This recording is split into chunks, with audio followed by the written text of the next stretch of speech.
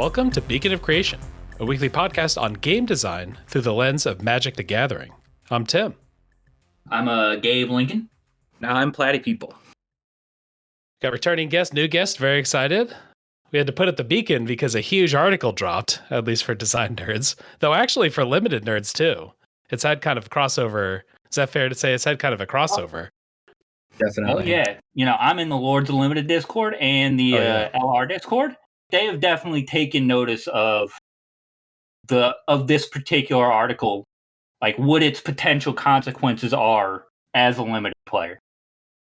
I know there's been a lot of talk, at least on the LR world, about structural issues because they've felt like they've discovered a certain pattern in how the company is doing things, and so I'm sure this large piece of structural information is only gonna need that discussion more. Yeah, so we've got this Play Booster article. Play Boosters, we've already started seeing those Murders at Karlov Manor. If you've been doing some limited, you've probably noticed like 2 rares in a pack pretty often, or double of the same common, or other kind of effects like that.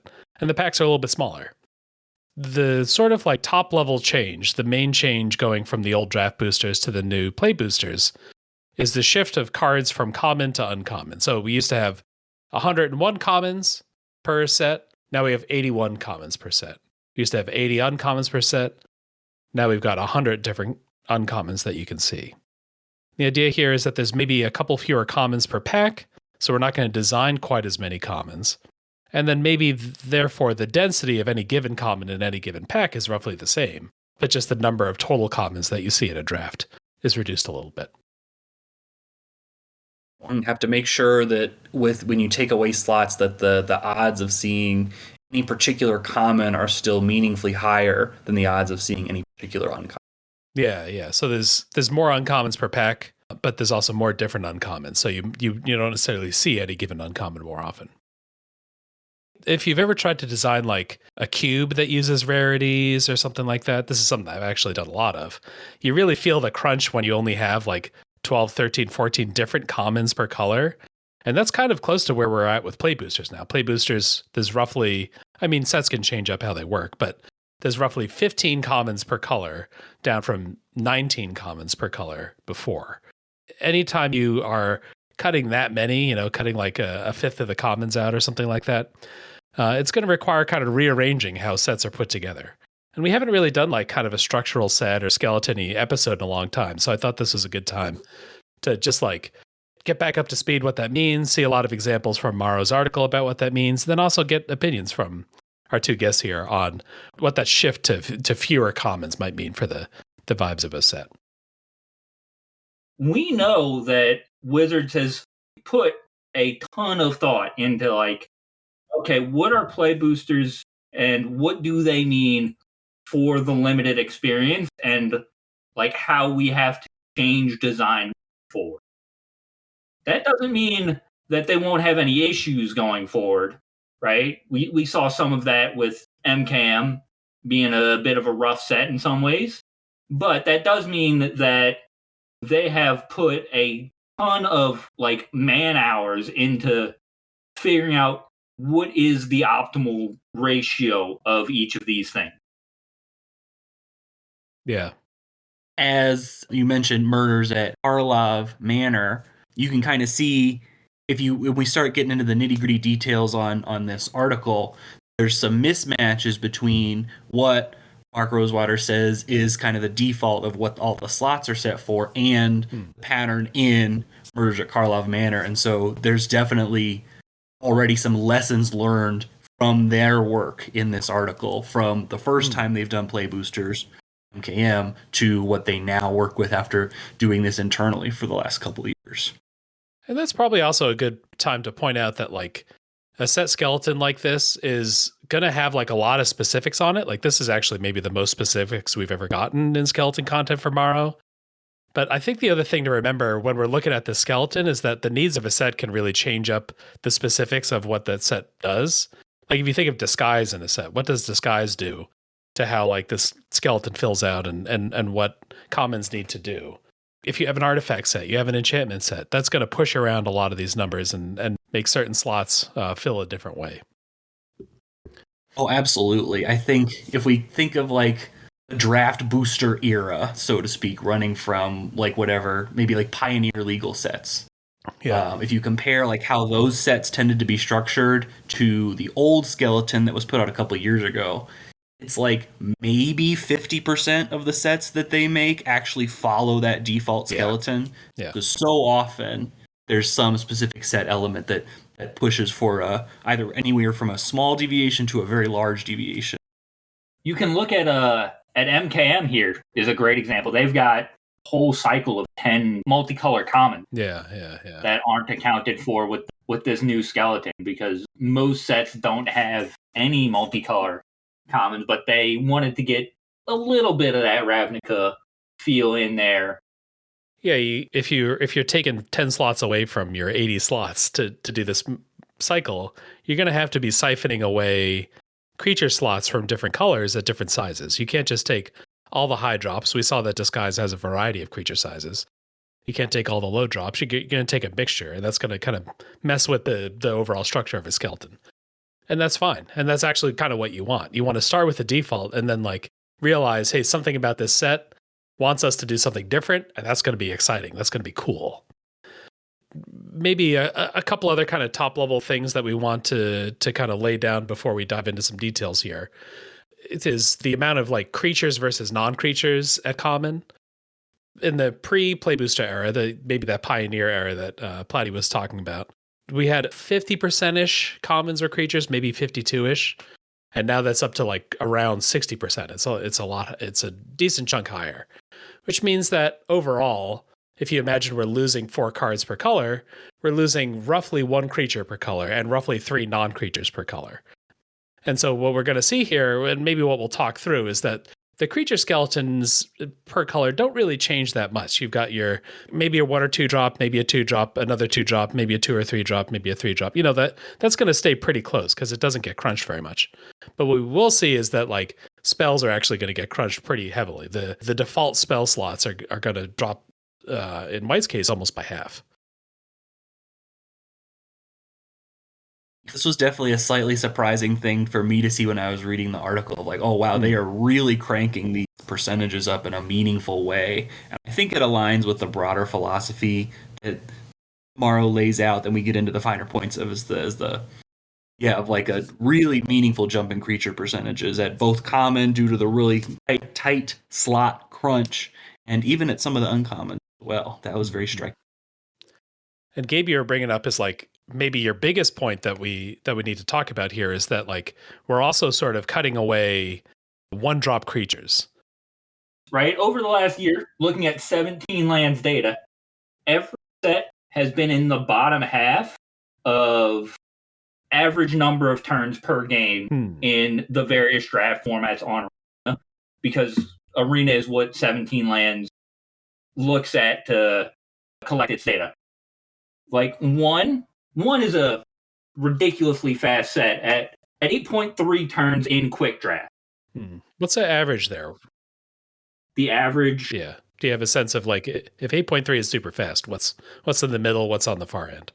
About 9.1. Okay.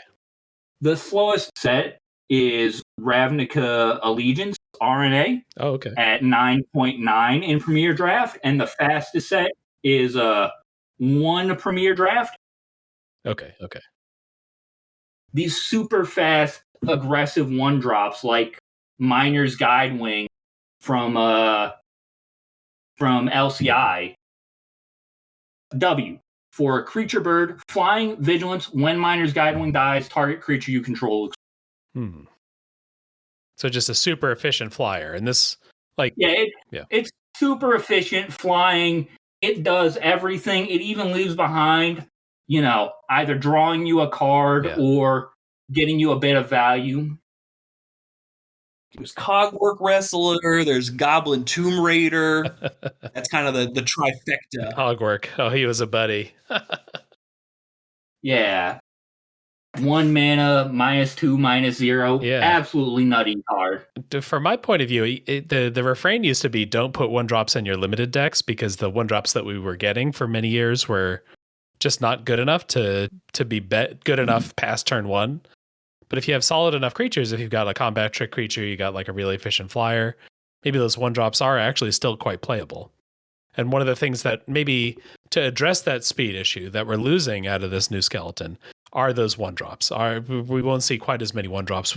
They started to learn how to print like kind of juiced ones, but now they're saying that's actually forbidden technology. We don't want that.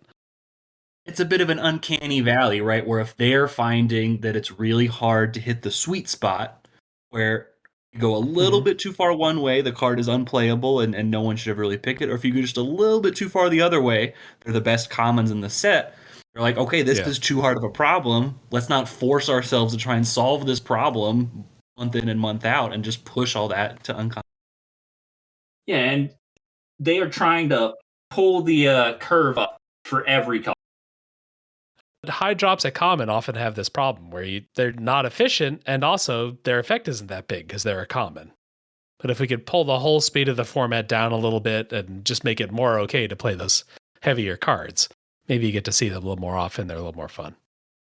I'll definitely be curious to see as an introduction to this creature curve, in lieu of losing the 1-drop slots, a lot of colors are actually getting a guaranteed 6 mana plus slot, and including white. White had a pretty hard and fast rule that it would top out at 5 unless there was really extenuating circumstances. And I'm curious of how often those slots will be used to be more colossal Dreadmaw-y type cards, just big finishers that happen to be put at common, or if this is giving themselves permission to do what we'd started to see in Lost Caverns of Ixalan and March of the Machine of cycles of land fixers. Well,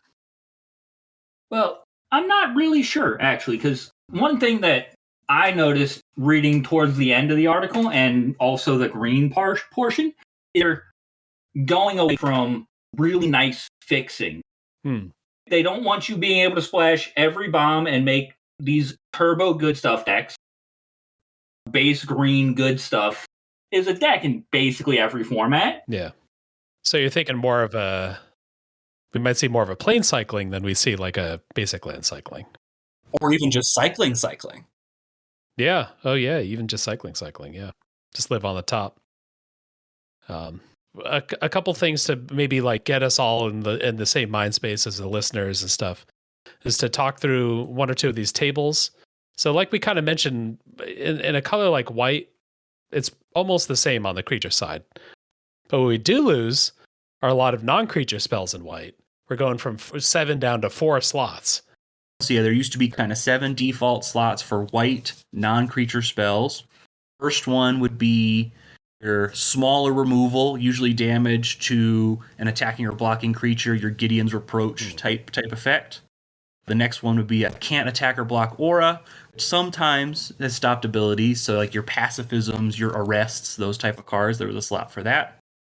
Destroying larger creatures and or tapped creatures, so your swift responses, your valorous stances. Next slot would be a dedicated combat trick. And now we're maybe getting into the slots that we're likely losing in the new world. So next slot, positive aura or equipment. Just having a +2/+2 aura or an equipment that maybe is a combat trick you flash in or something like that. That was a slot that recently you would see in basically every set. Next slot here in the non-creatures is a go wide team pump effect. So something that's +2/+1 to everything. Inspired charge. This is a slot that they actually did keep at common into the play booster here in Murders of Karlov Manor, and it's been quite good. So we'll see how that shakes out. Last slot here, and a dedicated destroy artifact enchant, your disenchant. Yeah, so we got 7 different things there. We got a couple different removal spells. You know, it's typically like the good removal and the bad removal, or maybe there's 3 removal spells. And like, if we're looking at the play booster version, we're actually down to just 4 slots. Combat related removal is the first slot. A banishing light slot. So they're saying instead of defaulting pacifism, let's maybe default to like a exile until this leaves the battlefield kind of effect. We've got a combat trick, and then we've got some other kind of like disenchant removal spell. So we've got actually a lot of the removal still represented, and we've still got combat trick represented, but we're losing kind of everything else as a default. Team pump, auras, that kind of stuff.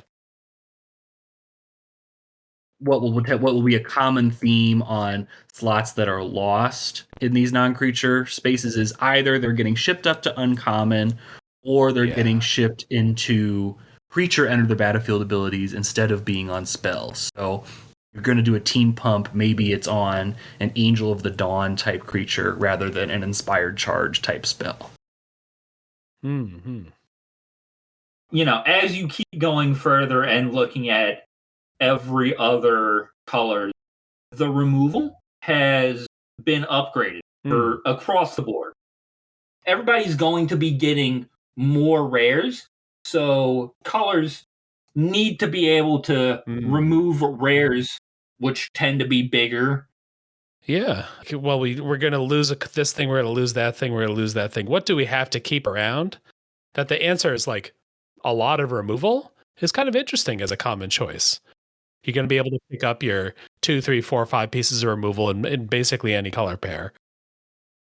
We've had eras of Magic like Khans of Tarkir was on Arena recently, and Khans of Tarkir has like famously awful removal. And you could imagine a different world where, hey, play boosters, we're going to just let games play out. We're going to have like 1 removal spell per color, 1.5 removal spells per color. But that's not what they chose. They're saying keep good, solid, like a variety of removal at common for each color. The gravy train of very intense rares and mythic rares has left the station and is careening away at a very high speed. And so I guess if they're satisfied with how that's going, and then this is the response to that, is that we want to keep all this. This is a keep, and then these removal spells, all this interaction, then also as a result becomes another keep. Yeah. I do want to pour one out for a couple of effects that I feel like are very emblematic of some of the colors that are being lost in this structure. Mind Rot effect in black has seemed to have gone by the wayside for now. I'm sure we'll occasionally get a Go Blank type thing that has constructed applications. But Go Blank was uncommon. We actually lost the bounce to hand slot in blue. That was a big surprise to me, especially considering that some recent versions of that have actually done quite well as far as dispersal in March of the Machine, Varian Books, and Strixhaven.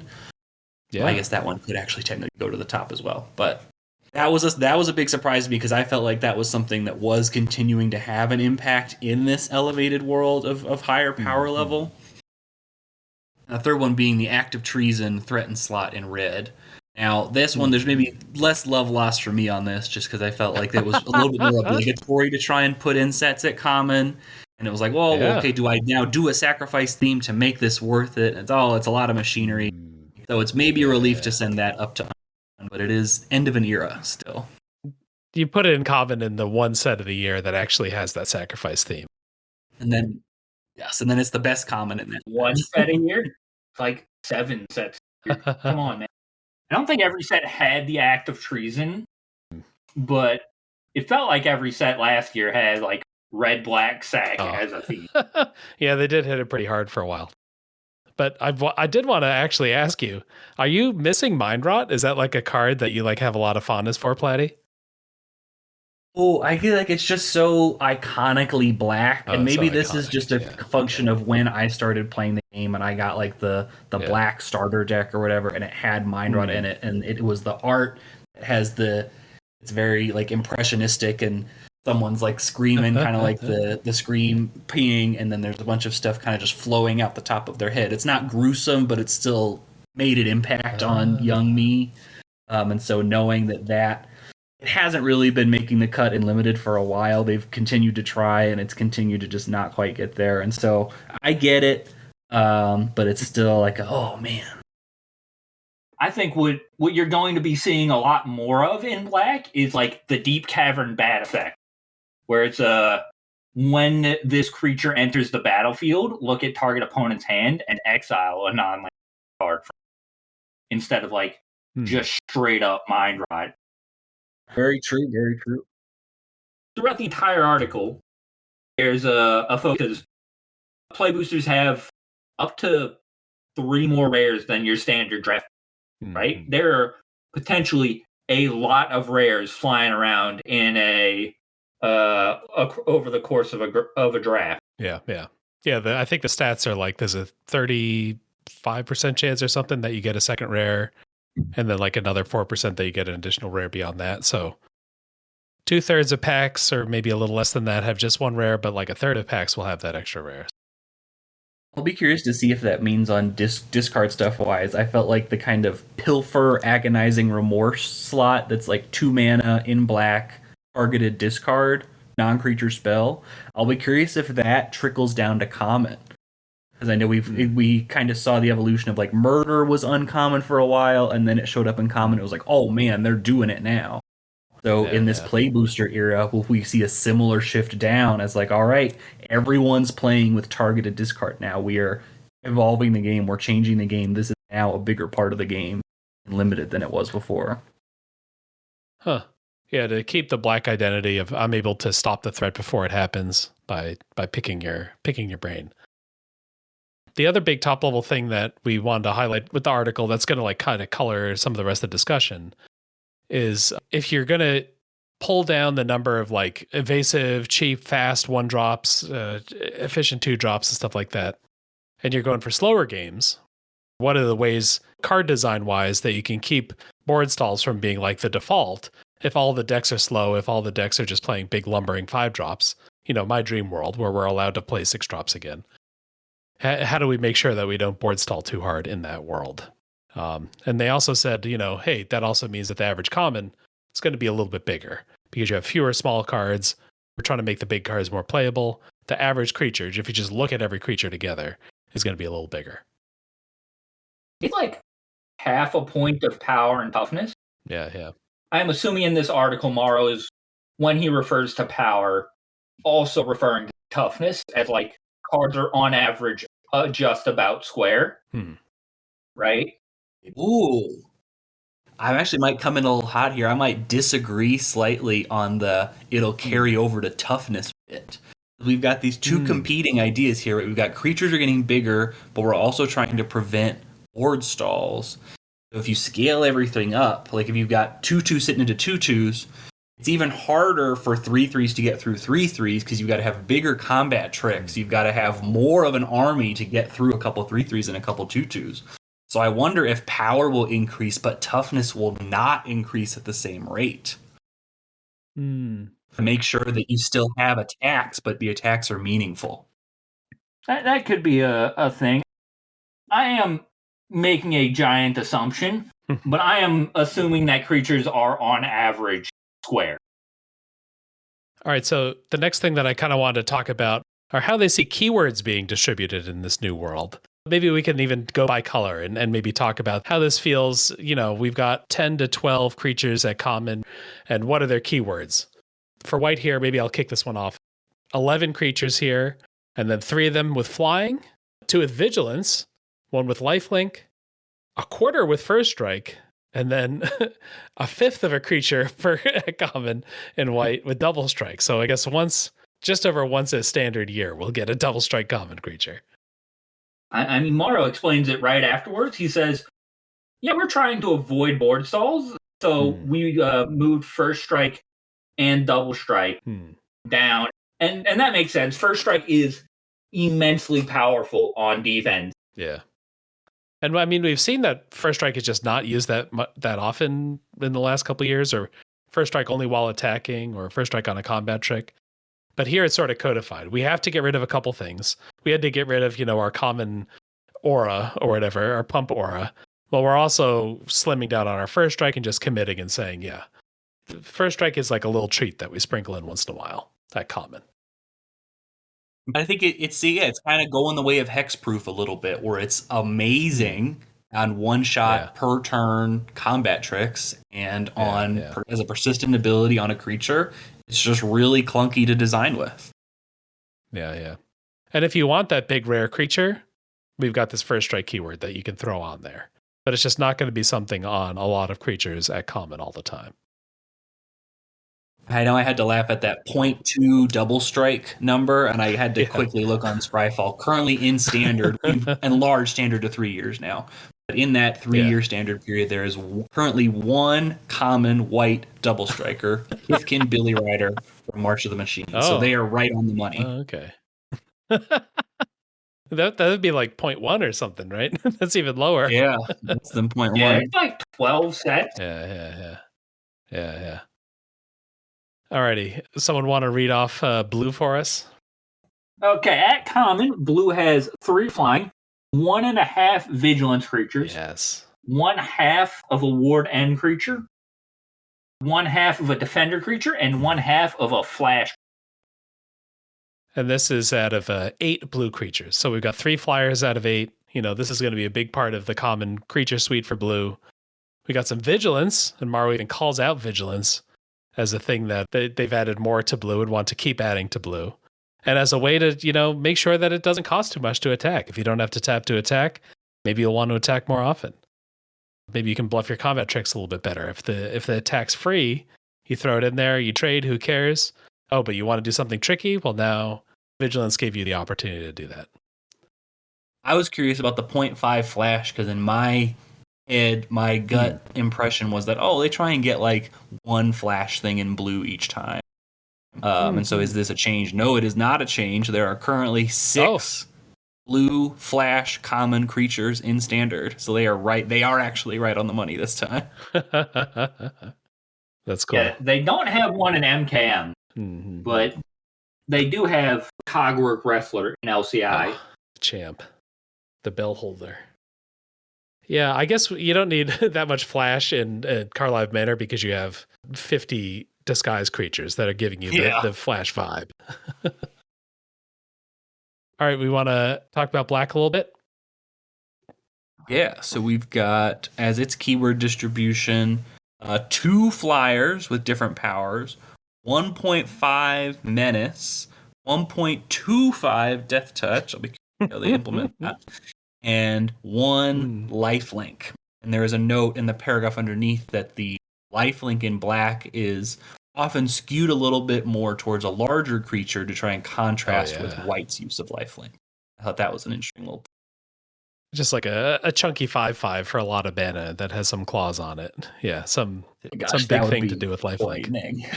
A 5/5 common lifelinker. Oh, I don't want to think about that. Wasn't that in MKM?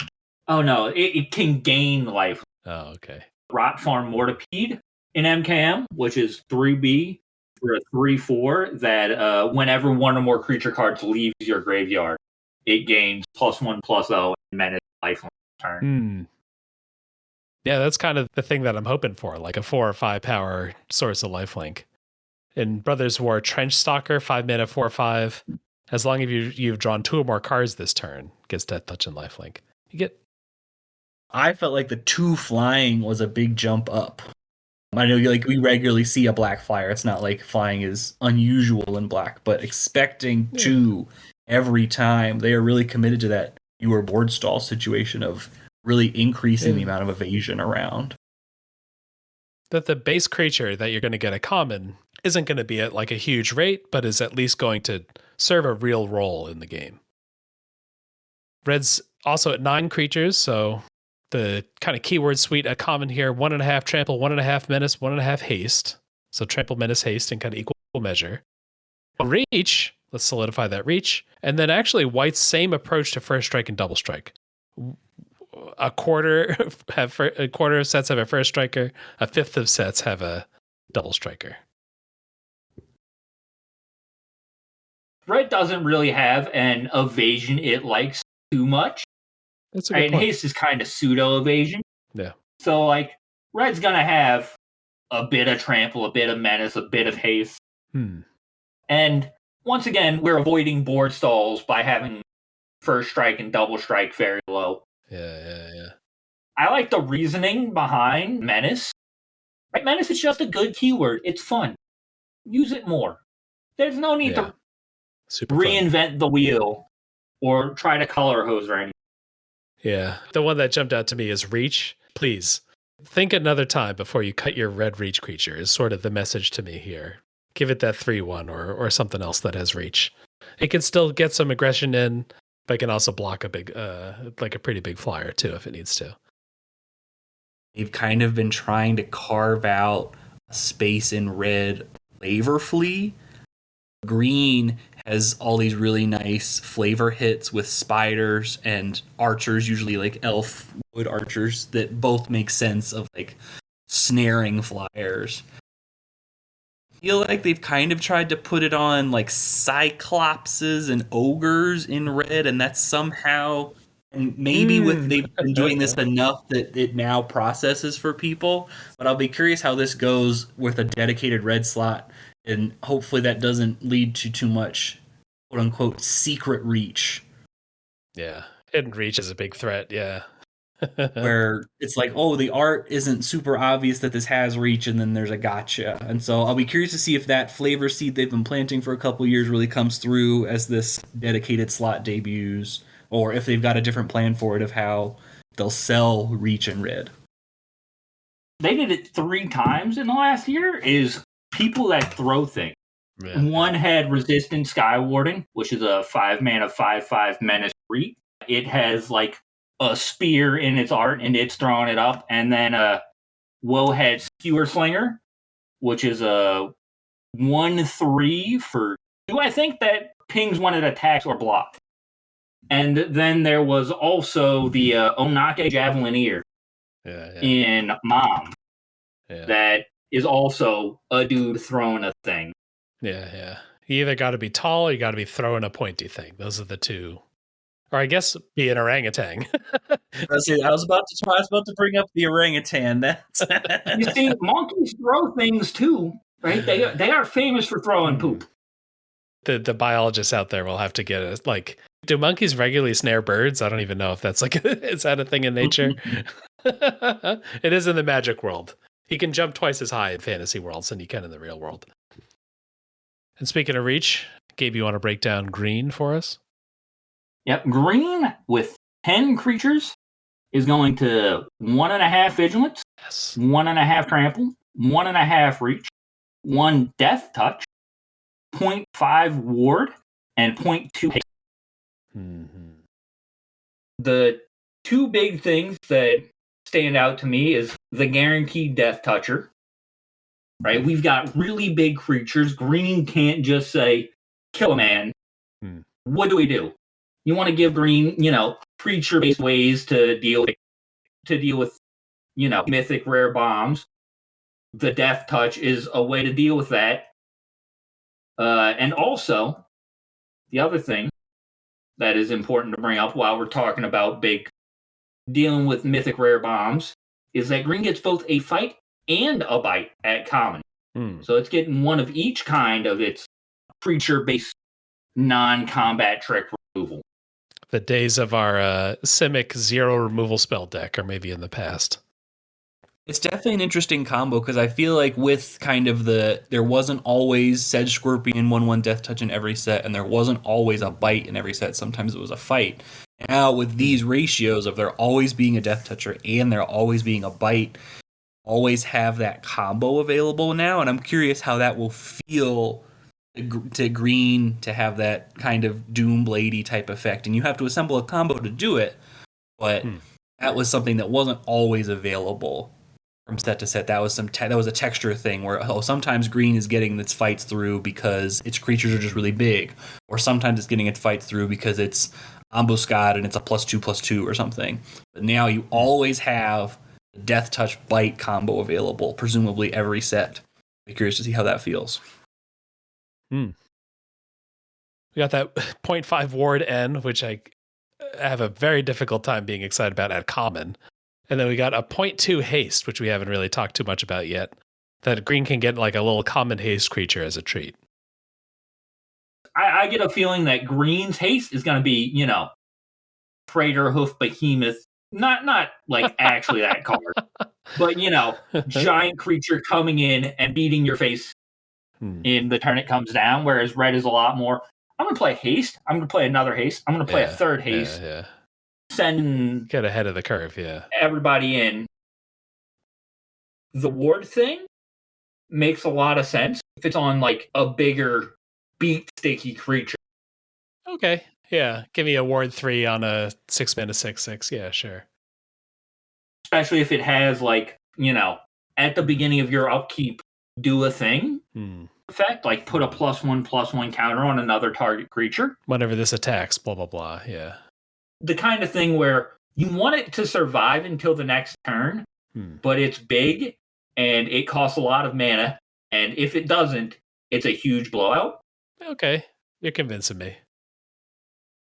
I was curious because I couldn't think of any common haste green creatures. And there's really only one. There are a couple like weird time shift or whatever's, but there's Tyranax Atrocity from All Will Be One.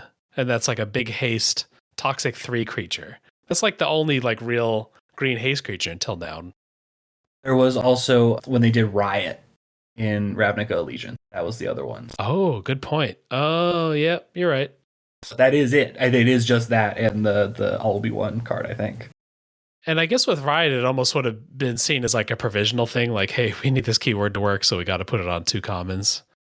Yeah. You know, like they weren't trying to make a statement about common green haste at that point. Yeah, but they did put it on some pretty big stuff. Like they put it on a 7-mana 6/6 trample. That's not nothing. Yeah, that was the one that's like, I probably shouldn't put it in a deck, but whenever I cast it, I'm going to win the game. If I can actually drop my 7-drop, they're in for a world of hurt. It's like a big bird crashing through a wall, just like Kool-Aid Manning through One creature that isn't a native haster, okay, but does have haste is Direwolf Prowler, AFR. It's a 2G creature wolf with the activated ability, pay an extra 1G, so it becomes 3GG. Direwolf Prowler gets +2/+2 and gains haste until the end of turn to activate on turn. It comes in, it's a small thing, but you can spend more mana. Yeah. And it's a big fat haster. Yeah, it kind of almost like a kicker-ish. Yeah, sort of a kicker-ish type deal. Yeah. Except you can do it multiple times. Yeah. Or you have to do it yeah. Alrighty, yeah. So that's kind of the keyword spread. But we also wanted to just like get into all the different like minutia that was dropped in this article. Like this wasn't just about, here's some design tools. This is like some promises for the future of what Wizards is trying to do with their designs. We can kind of rapid fire these. If you've got one that you want to get to, jump into it. I want to talk about the 2 sets of signposts. Okay. Uncommons gaining 20 slots. Yeah. So half of those are going to be an extra set of signposts for every color pack. But there's going to be an enabler and a payoff. You can see some of that, and I'm sure not everyone is going to be as clean an enabler and a payoff as a Gleaming Gear Drake and Detective Satchel. So the Satchel enters and creates some clues, and then the Gear Drake consumes those, or when you consume clues, the Gear Drake gets bigger. Those are the 2 Izzet cards. Yeah. Yeah, I think the specific wording that Mario used that you got in the stock here is one's an enabler for an archetype and one's sort of a payoff for that archetype. I know that some of the sets that I've more enjoyed playing in the last several years are ones that kind of went here and had 2 sets of gold uncommons. War of the Spark had 2 sets of gold uncommons. Aldheim had 2 sets of gold uncommons. One cycle was all sagas. Midnight Hunt had 2 cycles of gold uncommons. One of those was all flashback spells. I had a lot of fun playing both of those. It just felt like there was a lot of different cool stuff going on. And so I'm excited that we basically get this every set now. I think this is an awesome change. Mom had the 2 color cycles of battles. Yeah, that's another great one. Yeah, I think the other thing that's nice about just having 2 of those and just having that be the norm is that it takes some of the pressure off that kind of used to exist in sets where you had 1 Archon for each pair. It would always seem like 2 or 3 or 4 pairs per set would have an Archon that just like was a removal spell or was just kind of like a good creature. But if it wasn't also good at, telegraphing an archetype, it's kind of a letdown. Oh, this color pair isn't actually doing anything in this set. And now you have a little more flexibility. You got one card that, one of your 2 cards for Izzet can be kind of throw away just a cool Izzet uncommon. And the other one can say, no, do this exact thing in this set.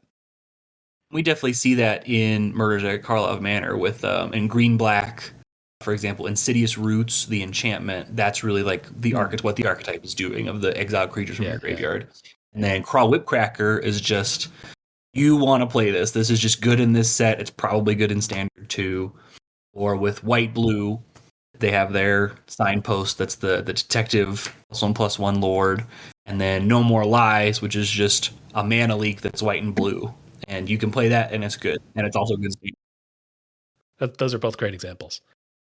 I know one thing we were talking a lot about pre-show is the change in philosophy on splashing and access to 5 colors, or the ability to build the kind of green soup decks. Someone want to take off on that?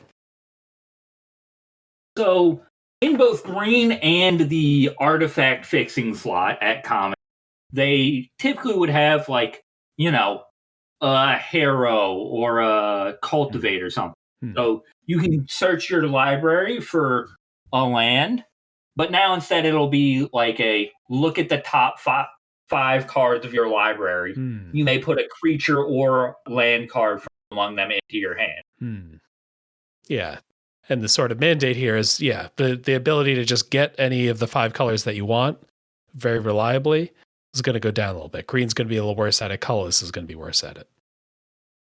How do you guys feel about that? Do you think that's the right move? I think it's a good move. I like it. It's a little RIP to Skittering Surveyor, but I guess we can just slot Sky Scanner right in there instead as that nice 3-drop card advantage artifact creature.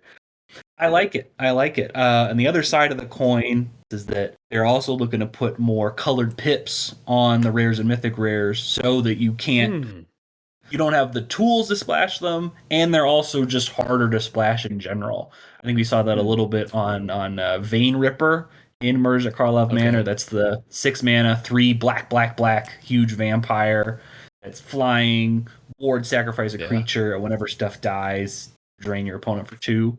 Now the pips didn't really matter in the Pioneer Pro Tour that happened recently because it was it was a Pro Tour winner as well, but it limited at least. But I think we already see a little bit of that philosophy trickling in, and I'm excited to see more of it because I know there's some cards recently, like the ones that come to mind are Graveyard Trespasser from Midnight Hunt, the 2 and a black that has the really good ward ability. I'm like, I feel like that really should be 1 black. I don't know. Same with some of the rare adventure creatures in Eldraine, where I'm like, really, 1 pip for Bone Crusher Giant? Really? Okay, great. But yeah, that's another side of this coin that I'm definitely really excited to see. Yeah, maybe if you have access to, as a drafter, access to that 40% more rares or whatever, you're not quite as reliant on at least opening. Give me at least 1 open of a rare on color. There are more rares out there. You're more likely to get past something that's good for you. There are more of these like uncommon color pair cards floating around. It's a little bit less about we need all these rares to be playable because players only get access to a couple, and more like they're going to see more of them, so we can make them a little more niche and reward specific drafters. Anything else we want to cover here in this article? This was like maybe the most high impact Morrow article I've seen in a long time. And it was fun to like really dissect it with everybody, read all the information in there. It's like really specific. It's way more specific than the old skeletons. Yes. So it's a really solid starting point for filling out the commons in your set.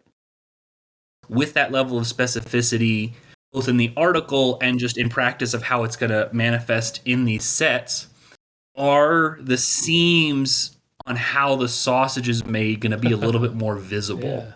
Where in the draft booster skeleton, you have room for occasional cards that add a lot of texture that are unique to a set. Gabe mentioned Flick a Coin in Wilds of Eldraine, or like Suit Up in Kamigawa Neon Dynasty, that really defined what made blue good in that set, and that there's really maybe not as much room for in this new skeleton. And so I'm curious to see how those little kind of flourishes in common cards will show up play boosters as a player, or will it kind of be that we've got these 80 slots, they're pretty specific, and so do commons start to look more similar and less distinguishable from one another, or will they find ways to kind of add those little sparkles even with these more restrictions? That's kind of where I'm at the edge of my seat on as we get more of these sets. Great. I think a lot of that would be in uncommon slots, right? You still need to have all of these structural cards exist, So I think you'll see a bit less formulaic uncommon. If I All right. guess, uncommons but were then formulaic. I totally buy that, and like we see even in Murders of Call of Manor, I see in Blue specifically, there's a couple things that used to get common that they put up an uncommon. I think like the hexproof combat trick is uncommon in Murders of Call of Manor, but like something that really makes a color play differently in a set. If that's an uncommon, you might not see that more often than once every 5 drafts, versus you can really build a strategy around, okay, I'm probably going to get to see suit up. I'm probably going to get to see flick a coin. And that determines how I draft. And so I hope that they figure out ways to, with cards that you see often, still be able to steer players in different directions. I think we've covered just about everything in the doc. Do you guys have anything we want to try to get in there? Do you have a favorite change, a favorite thing about play boosters? I got to play Hard Evidence and Murders of Karlov Manor, and that was great. So special guests, get those in there in the list slot. Oh, okay. Get those in You draft liking more. the special guests? Loved it.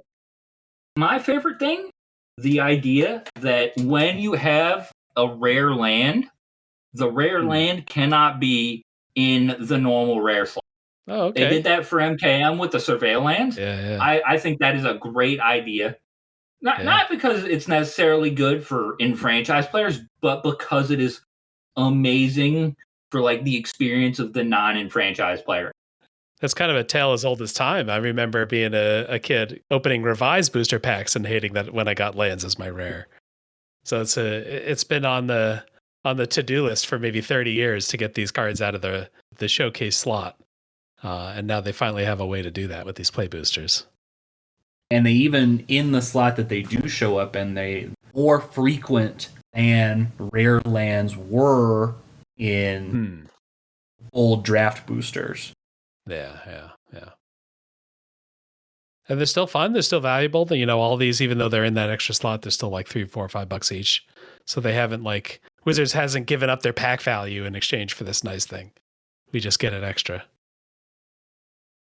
Yeah, I mean, that was part of the like point, right? People like open rares, as it turns out. Most people do not play limited. So they want people want to open rares, and that's why, set boosters sold 5 times more than than draft boosters. Yeah. And because set boosters sold 5 times more than draft boosters, we got play boosters, which is supposed to be a like very close to set boosters kind of happy, Yeah.